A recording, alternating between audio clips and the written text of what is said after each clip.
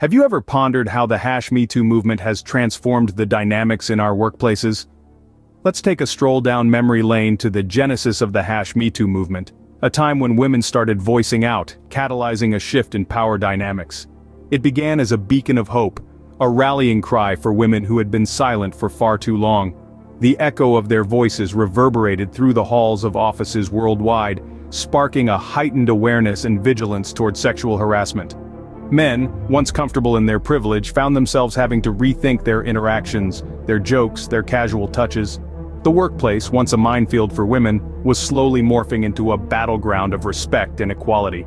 This shift, this transformation, was not just a change, but a revolution that held a mirror up to society, forcing us to confront our biases and prejudices. A shift that, while necessary, has not been without its complications. In a world where women demanded respect and safety at work, some unforeseen consequences have emerged. It's a bit like the fairy tale where the character makes a wish, only to find out that the wish comes with unexpected drawbacks. It's almost comedic, isn't it? Be careful what you wish for, you might just get it. Consider this scenario. A woman, let's call her Jane, steps into the office one day, only to find that her male colleagues are avoiding her. She's not invited to brainstorming sessions, casual coffee breaks, or even important client meetings. Jane is left wondering, is this the respect and safety she aspired for? Or imagine another scenario. A woman, let's call her Sarah, is eager to take on a new role in her company. She's qualified, she's dedicated, she's ready, but she's met with a disappointing response. The employer hesitates, not because Sarah lacks skills, but because they fear potential conflicts that could arise. Sarah is left questioning, is this the price for demanding a safe workspace? In the wake of the #MeToo movement, there's been a rise in false accusations. A whisper, a rumor, a single claim can jeopardize a man's career, his reputation, his life. Men, understandably, have become wary. They've changed their habits, they've altered their interactions. But in doing so, have they pushed women out of the professional sphere? This is the double-edged sword of change. On one edge, the #MeToo movement has empowered women, given them a voice, a platform. It's challenged the status quo, it's demanded respect and safety.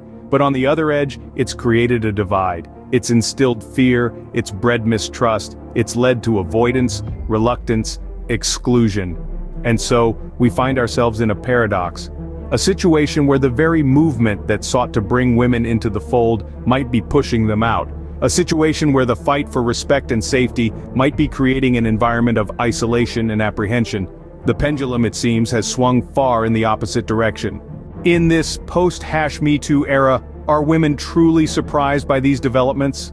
The landscape of the workplace has drastically shifted. The call for respect and safety, undeniably important, has led to unforeseen repercussions. In the quest for a harassment-free workspace, an ironic twist has emerged.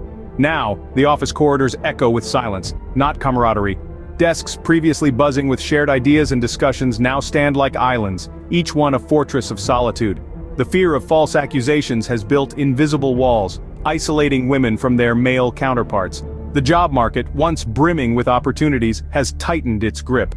Employers, men and women alike, hesitate at the thought of hiring women.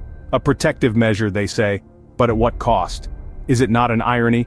Women who fought for their rightful place in the workplace now find themselves battling isolation and dwindling opportunities. The paradox of progress indeed. Indeed, women may have gotten more than they bargained for. As we look forward, how can we navigate this new terrain? The post-#MeToo workplace is a drastically different landscape. Men have adjusted their behaviors, some for the better, others out of fear of accusations.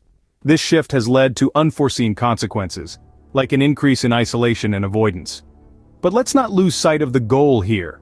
A workplace that is safe and respectful for all.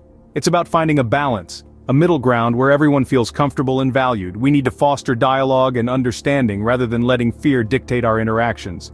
Misunderstandings and false accusations, yes, they happen, but they should not be the norm, nor should they define our relationships at work. Both men and women need to be accountable for their actions and work together towards a more inclusive and respectful environment. So here's a thought. Be careful what you wish for, because you just might get it.